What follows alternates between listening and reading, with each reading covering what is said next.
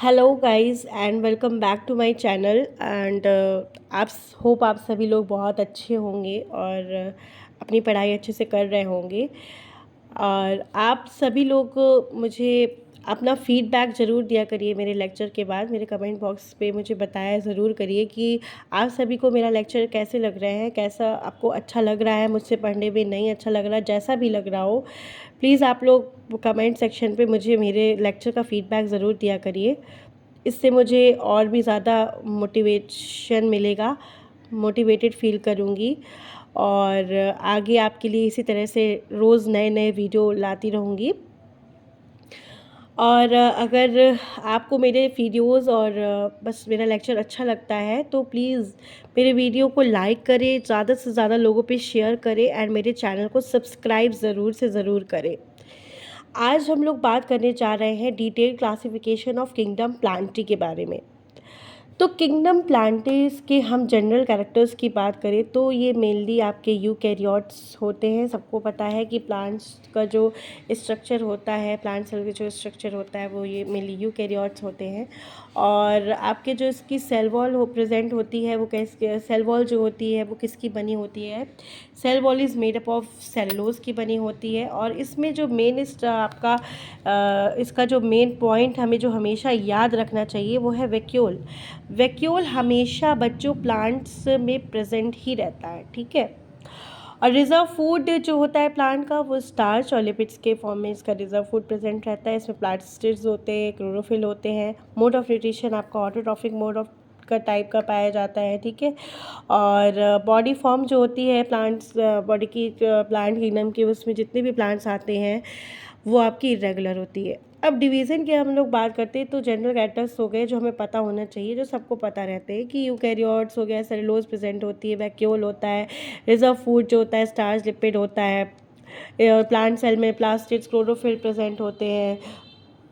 और जो न्यूट्रिशन होता है वो ऑटोट्रॉफिक होता है, मतलब वो खाना खुद से बनाते हैं। और बॉडी फॉर्म जो होता है इरेगुलर होता है। अगर हम इसके फर्स्ट डिवीजन की बात करें तो पहला हमारा आता है एल्गी।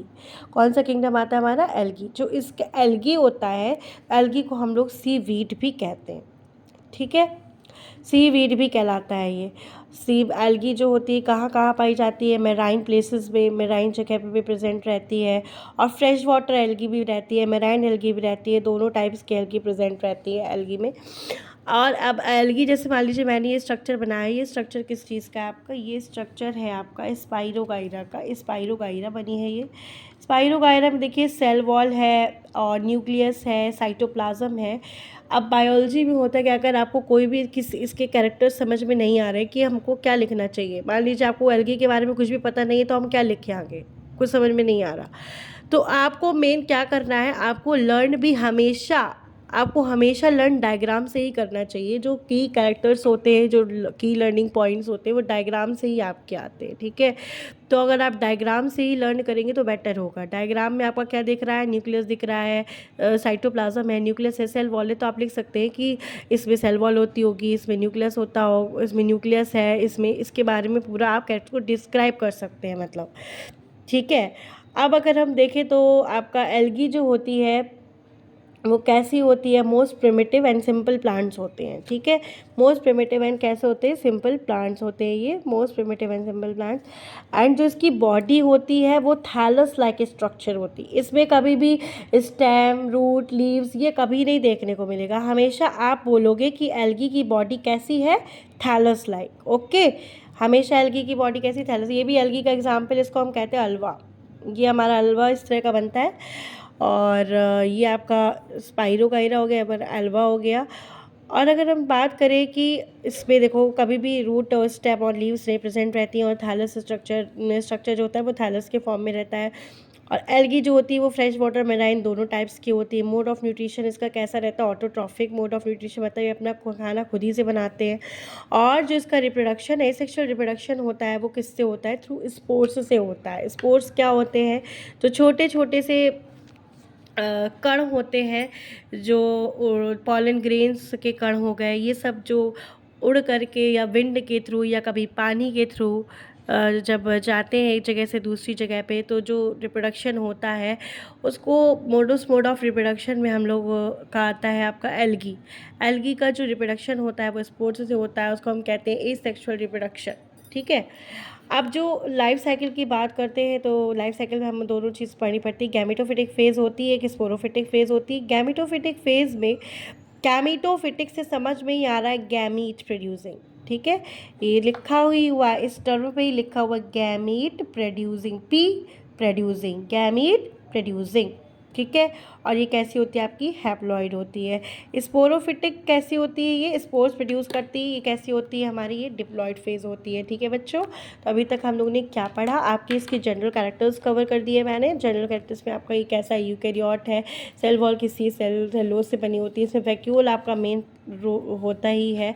रिजर्व फूड जो होता है वो क्या होता है आपका, स्टार्च एंड लिपिड्स होते हैं, और प्लास्टिक रहती है। क्लोरोफिल उसका मोड ऑफ न्यूट्रिशन क्या रहता है, autotrophic mode of nutrition. Body form regular रहते हैं इसके। ठीक है, तो ये हो गया। और एल्गी की इसको क्या कहा जाता है, सीवीड कहा जाता है। और हम उसके देखें तो most primitive and simple plants होते हैं एल्गी। और इसमें दो फेजेस होती है, गैमेटोफिटिक और एक स्पोरोफिटिक होती है। ये हो गया एल्गी के बारे में आपका पूरा। ठीक है, और कुछ एग्जांपल्स की अगर हम बात करें एल्गी में, कुछ एग्जांपल्स और देखे जाएँ तो क्या क्या आ सकते हैं। सबसे जो बहुत कॉमन एल्गी है जिसको हम कहते हैं सारगासम, कहते हैं ना सारगासम एल्गी बहुत ज़्यादा इम्पॉर्टेंट एल्गी है। इम्पॉर्टेंट क्या है, बहुत ज़्यादा कॉमन है आपकी सारगासम एल्गी। ठीक है, सारगासम याद रख लेना। और क्या याद रख सकते हो, सारगासम आप याद रख सकते हो, फ्यूकस याद रख सकते हो आप, लेमिनेरिया याद रख सकते हो आप। ठीक है, लेमिनेरिया एल्गी को आप याद रख सकते हो। ये तीनों हमारी कौन सी एल्गी हैं, हमारी ब्राउन एल्गी में आती है। ठीक है, आगे चल के मैं आपको कभी बताऊंगी कि ब्राउन एल्गी और ये सारे एल्गी आपको बाद में आगे चल के पढ़ाऊंगी। ठीक है, और अब हम लोग आते हैं अपने नेक्स्ट डिवीजन पे जो कि है ब्रायोफाइटा। ठीक है, ब्रायोफाइटा बच्चों क्या है, ब्रायोफाइटा मीन्स आपका हो गया ब्रायोन। अगर इसको तोड़े तो ब्रायोन और में टूट जाएगा। इसका मतलब क्या होता है, कोई मॉस हो गया, कोई लीवरवर्ट हो गया। जैसे हमने यहाँ पे रिक्शिया का डायग्राम बनाया है, तो बच्चों जो रिक्शिया का डायग्राम ये बना हुआ है, इसके जो ये जो आप लाइन देख रहे हैं इसको हम सेंट्रल ग्रूव्स कहते हैं। ग्रूव्स जो ऐसे लाइन बनी रहती ग्रूव्स कहलाती है। इसके नीचे ये जो स्ट्रक्चर ऐसे थोड़ा सा पतला सा आएगा, थोड़ा ऐसा बन गया ऐसा, जो इसके हेयर्स पर यहाँ पे ऐसे ऐसे प्रेजेंट रहते हैं कुछ हेयर्स। ये सारे कुछ ब्रायोफाइटा मैक्सिमम ब्रायोफाइटा में बच्चों पाए जाते हैं। और ये हेयर्स हमारे क्या कहलाते हैं, राइजोइड्स कहलाते हैं। ठीक है, तो अब हम लोग पढ़ते हैं इसके बारे में कि इस कैटसिस की बॉडी होती है, इसकी बॉडी स्मॉल होती है, मल्टी सेलुलर होते हैं, ग्रीन लैंड प्लांट्स होते हैं। ठीक है, और इनको क्या कहा जाता है, इनको कहा जाता है एम्फीबियंस ऑफ प्लांट किंगडम कहलाते हैं ये। और नेक्स्ट आता है आपका क्या, प्लांट बॉडी जो होती है वो कैसी होती है, फ्लैट होती है, ग्रीन होती है। ठीक, और अगर इसकी एग्जाम्पल हम देख रहे हैं, हमारा एग्जाम्पल क्या लिखा हुआ है, फ्यूनेरिया, रिक्शिया, मार्केंशिया, ये सारे इसके एग्जाम्पल हो गए। अब दिखा हुआ है कि gametophyte is attach to the substratum by the means of hair like outgrowth rhizoids. ये मैंने बताया ये राइजोइड्स कहलाते हैं। इसी से सबस्ट्रेटम से जो गैमेटोफाइट होता है, ये बॉडी जो है इसकी गैमेटोफाइट जो बॉडी, गैमेटोफिटिक बॉडी जो आपको दिखाई दे रही है, गैमेटोफिटिक बॉडी कहलाती है। ये सबस्ट्रेटम से अटैच रहती है। सबस्ट्रेटम कुछ भी हो सकता है, कोई एरिया हो सकता है जहाँ पे वो अटैच होती है, तो वो हमारा कहलाता है। किस चीज़ से, किस से अटैच रहेगी ये बॉडी जो होती है, राइजोइड से अटैच रहती है। ये इसमें इम्पॉर्टेंट है आपका पॉइंट। ठीक है, अगर कुछ और एग्जांपल्स हम लिखें, ब्रायोफाइटा के कुछ और एग्जांपल्स आते हैं तो हम लिख सकते हैं क्या, मार्केंशिया हो गया आपका, और Marchantia, Anthoceros. And in BSc and MSc you have to study each and every of these organisms in a detail. You have to study its whole life cycle. Okay, this is just a point, just a characteristics study what I am telling you, just a kingdom study what I am telling you. And in BSc and MSc you have to study each and every point. These all point you will study. Means Marchantia का आपको पूरा life cycle पढ़ना पड़ेगा, कहाँ रहता है, कैसे characters पे पाया जाता है, कैसा उसकी लाइफ साइकिल कैसी होती है, और इसके क्या क्या फीचर्स होते हैं, everything you have to study. Marchantia, Anthoceros, Funaria and Barbula. Okay, and now next we are going to talk about the pteridophyta.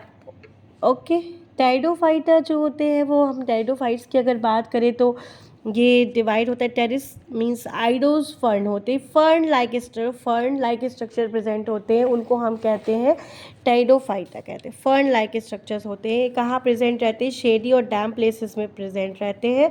अगर एग्जाम्पल देखें तो एजोला, मार्सिलिया, लाइकोपोडियम, ये हमारे टेरिडोफाइटा के एग्जाम्पल हो गए। और अगर हम इसकी बात करें तो इस पर वेल डेवलप्ड वैस्कुलर सिस्टम भी प्रेजेंट रहता है। ठीक है, वेल डेवलप्ड वैस्कुलर सिस्टम।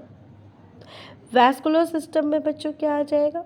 मतलब कि इस वैस्कुलर सिस्टम में हम क्या पढ़ते हैं? Xylem and phloem. अब आपको पता है जाइलम और फ्लोएम क्या हो गया?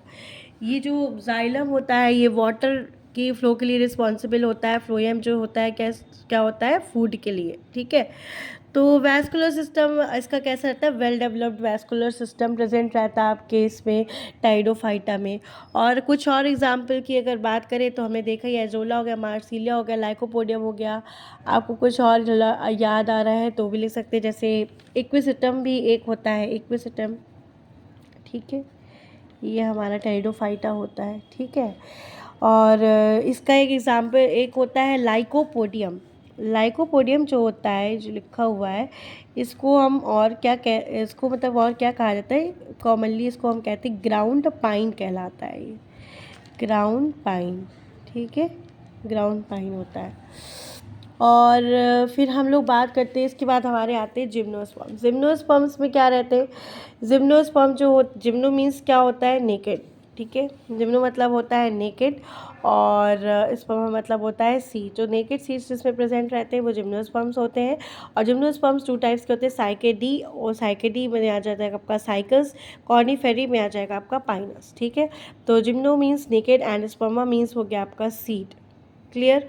दैट इज इट इज़ और कैसे होते हैं? पेरिनियल, एवरग्रीन और वुडी प्लांट्स होते हैं। एंजियोस्पर्म्स की अगर बात करें तो angion means case, sperma means seed that are produce the seed and are enclosed within fruit enclose रहते हैं एंजियोस्पर्म।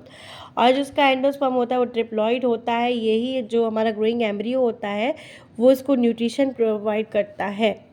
ठीक है, तो हम इतनी बातें आज हम लोगों ने सीखी थोड़ी बहुत, जो कि हमारे स्टार्ट हुई थी इसके उसके कैरेक्टर्स से, प्लांट के कैरेक्टर्स से स्टार्ट हुई थी। फिर उसके बाद हम लोगों ने पढ़ा algae, gymnosperm, angiosperm, bryophyta and pteridophyta के बारे में। तो आज का लेक्चर मैं यहीं पे ओवर करती हूँ। अब नेक्स्ट वीडियो आपको लेकर के आऊँगी बहुत जल्द।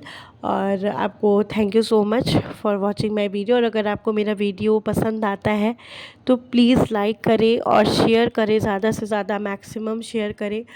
और प्लीज़ अपना फ़ीडबैक देना मुझे बिल्कुल भी मत भूलें। कमेंट सेक्शन में मुझे फ़ीडबैक ज़रूर दें, क्योंकि आपको मैं ऑनलाइन पढ़ा रही हूँ तो मुझे समझ में नहीं आता कि आपको अच्छा लग रहा है कि नहीं लग रहा। प्लीज़ अपना फ़ीडबैक ज़रूर से ज़रूर दें। Thank you so much for watching my video.